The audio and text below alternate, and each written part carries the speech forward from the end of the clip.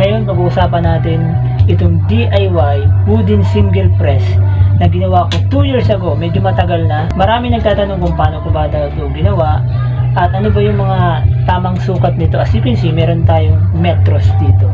Kaya ngayong araw, sa abot ng aking mga kaya, susubukan kong ipaliwanag kung paano ko ba nabuo itong wooden single press na to. Kung isa ka sa mga interesado sa topic natin ngayon tungkol dito sa wooden single press na to, para sa itong video na to.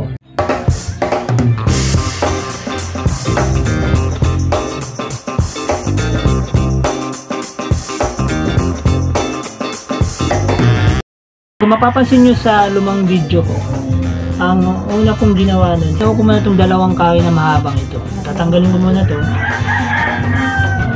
Yung dalawang kahoy na to, yan, 2x2 yan, bari mga good lumber yan, solid yan. Yan ang una kong binuo. Tatanggalin na muna natin ito kasi natatanggal lang naman ito. Ginagay ko ito. Papaliwanag natin yung mamaya kung anong klaseng tornilyo, anong mga sukat ng tornilyo yung ginawa ko. Bali, uunahin lamang natin yung pinaka-basic foundation. Yeah, foundation. Yan, tanggalin mo na. Mamaya natin ito ipaliwanag. Kung mapapansin nyo, yan, galing sa luma naming cabinet. May mga paapa nga. So, dapat talaga niyan, ang design ko dyan, yan, puputulin ko dapat yan. Hanggang dito lang yan. Kasi makakasagabal to pag naglagay ka na ng t-shirt. Dapat hanggang dito lang yan. So, 2x2. Ano ba yung sukat nito? Sukatin na natin. Gamit yung metros. So, sana masabayan nyo. Itong simula dyan, yan ang una kong binuo.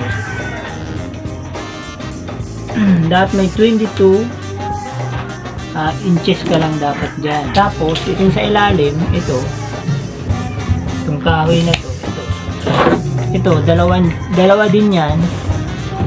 Ang sukat naman po niyan ay 8 inches. Dalawang 22, dalawang 8 inches. 2x2 po yan, parehas 2x2. Pag naputol nyo yan, meron na kayo yan, ilalakad nyo lang yun ng ganyan. Yan. Bali yan, dalawang yan nasa ilalim, tapos ilalagay nyo naman sa ibabaw itong dalawang to. Yan.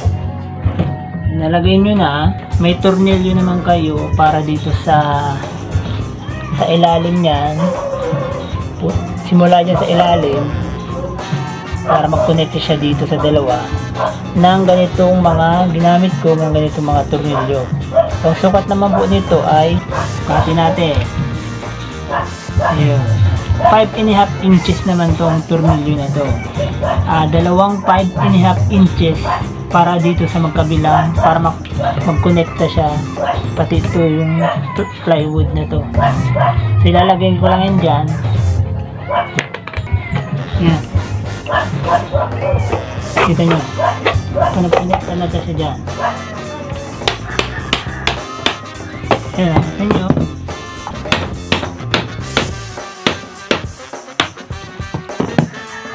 Connecta na siya. Washer. Para dun sa ibabaw naman ito. Lagay mo lang yun dyan. Tester na dyan.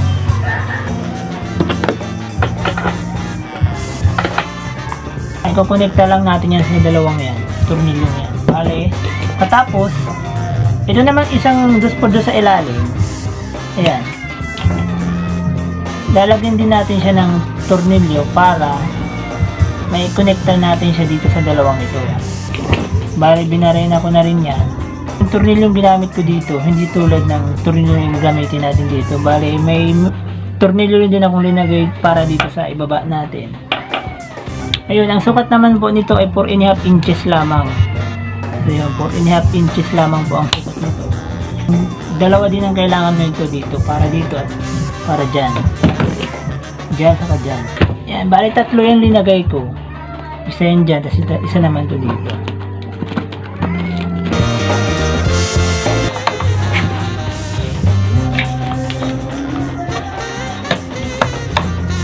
Ayun, tips ko rin para sa inyo guys. Kung gagamit kayo ng plywood ng 3/4 katulad ng ginamit ko, siguro din yung solid yung 3/4 na plywood na ilalagay nyo or tabla sana. Kasi di tulad ng nangyari dito. Yung hiningi ko, kasi binigay lang to sa akin plywood na to. Ang nangyari, wala na siyang mga laman. Mga ano ba, anay, hindi naman siya anay, parang wala lang siyang laman habang tumatagal. Hindi siya solid. Kasi siguraduhin nyo, pa hindi na kayo magkamali tulad ng nangyari dito sa akin. Solid na plywood ang ilagay nyo or mas maganda yung tabla. Okay, nakonekta natin yung 4 na tornilyo dyan, saka dyan. Ang tanong niya, para saan ba itong isang tornilyong ito? Nakikita niyo, isang tornilyong ito. Bale, yan. Ang purpose naman yan ay para dyan dun sa or dito sa plywood na panglalagay natin sa damit. Bale, lock siya, lock. Dun, para pag linagay mo yung plywood na to, hindi siya umaatras na umante o gumagalaw. Para pag naglagay ka ng damit, nag-sprint ka ng design, hindi siya gagalaw, bali siya, lock siya dyan. So naghanap na lang ko ng DIY na parang may butas na parang ganyan, para isusulok mo siya dyan paglalagay ka ng damit. Ayan, sinurnelyo ko na lang, parang ano siya, lock siya sa pinto. Nakita ko lang yan sa bahay namin. Ang sukat din yan is parehas ng sukat ng tornilyo dito sa baba. Pag linagay mo siya, ayan, nakalock siya. Kita nyo? Ayan, lock siya dyan. Ayan, hindi siya gagalaw. Dalawang 2x2, 22 inches, tapos yung dalawang 2x2, pinigay ko na yung sukat. Tapos yung dalawang tornilyo para dyan sa ibabaw, para makonect yan, tatlong yan.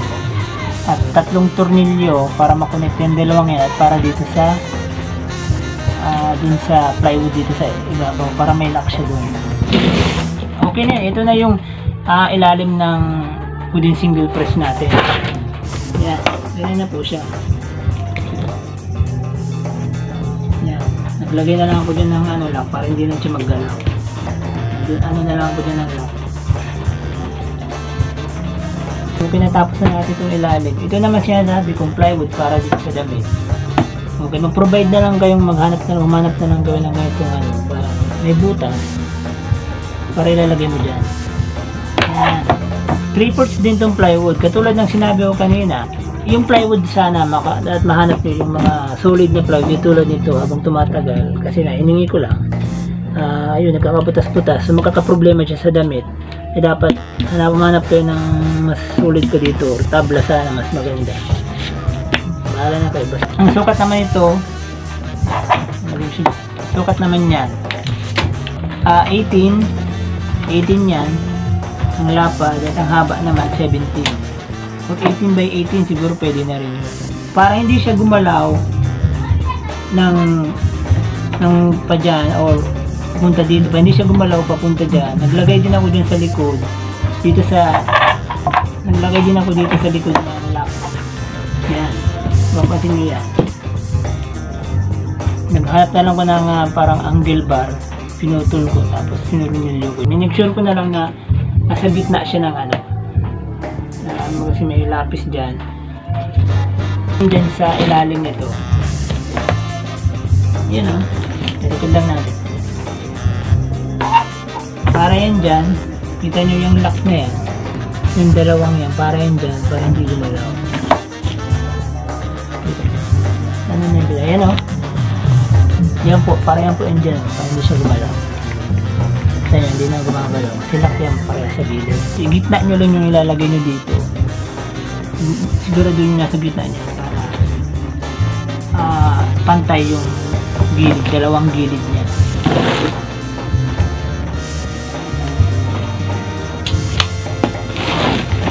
Yung sunod naman natin yung butterfly hinge clamp.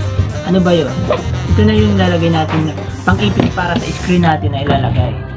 Kung may screen ka na, itong ilalagay natin hinge clamp butterfly. Dalawa. Ito po yun mga ka-channel yan. Bali nabili ko lang yan sa online. Yan ang butterfly hinge clamp. Dalawa po yan binili ko. Sukat nito, nakita ko rin din to sa amin. Aluminum siya. Yan. Yung sukat naman ito, 14 inches. Yan, bali ito 14 inches yung haba niya. Hinge clamp, dalawa, binarena ko na rin yan. Dalawa dyan sa magkabilang gilid. Tapos tinurnilyo ko. Bali, dyan yan nakalagay dito. Babaw natin. Ngayon, para malak naman yan, may suporta dyan sa ilalim. Gumawa rin ako niyan pang suporta o pang lock niya sa ilalim. Ito po yun. Sa ilalim po yan, sa ilalim. Aluminum din siya. Kapiraso siya nitong aluminum na to. Bali, ganyan yung kahaba. Pinutol ko na lang para may suporta din siya sa ilalim. Ang sukat naman ito ay 11 inches. 11 inches. Ito naman dalawang ito. Parehas yata ito eh. Ang sukat nitong dalawa. Oo nga, parehas nito. Bali, tama, yung sukat nitong tatlong ito, parehas din ng dalawang yan. Limang ganitong sukat na 4.5 inches. Bali, tatlo niyan para dito sa ilalim. Dalawang ito. Binarena ko na rin po yan at dinagyan ko ng washer para sumakto lang. Yan.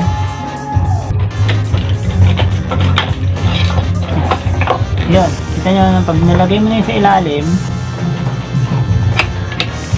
yung may butas dyan, yun naman ang isusulok ko para sa dalawang yan.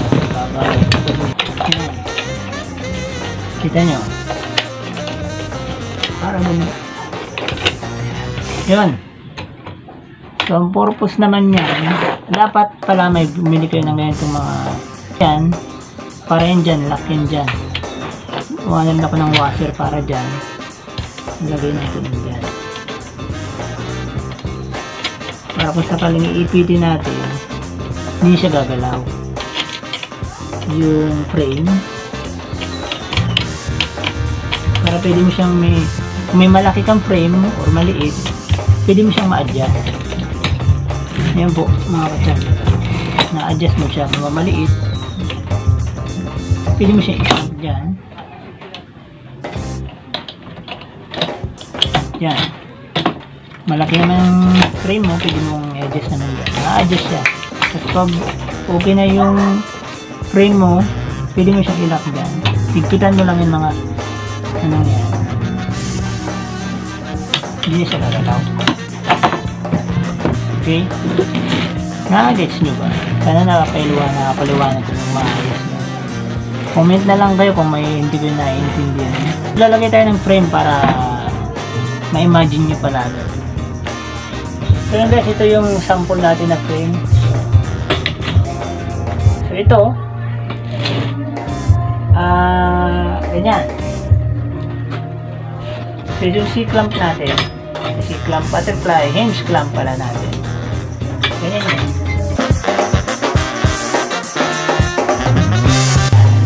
Ganyan yan. Lock mo siya, alam nyo na eh. Yan.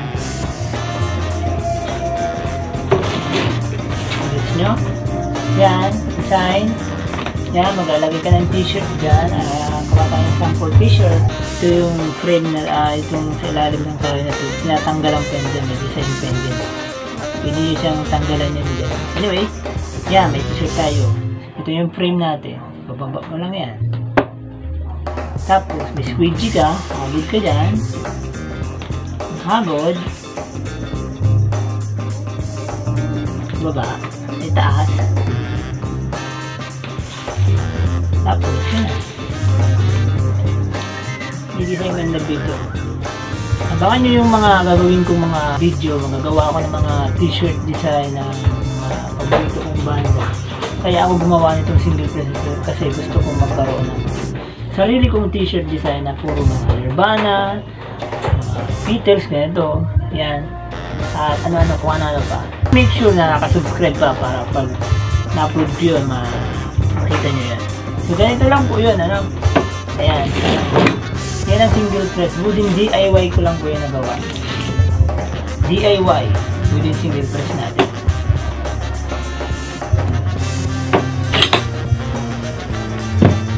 Yung malaki kang frame, adjust mo lang yan. Piling siya ng atras. Ayan, yan. Yan po ang ating DIY wooden single press na ginawa. Sa mga lahat na nagtatanong, sana nasagot ko naman po ng kahit pa paano yung mga tanong nyo. Importante ito kasi kung nagsimula ka pa lang, wala kang budget pa, DIY muna tayo. Ito, mga katulad nito. Sana makatulong tong video ito para sa inyo na gustong magsimula ng printing silkscreen design. Mga ka-channel, I hope na sana talaga nakatulong tong video ito sa inyo. Oras na para magpaalam. Salamat sa panonood. This is Jonaverse Channel. Signing out.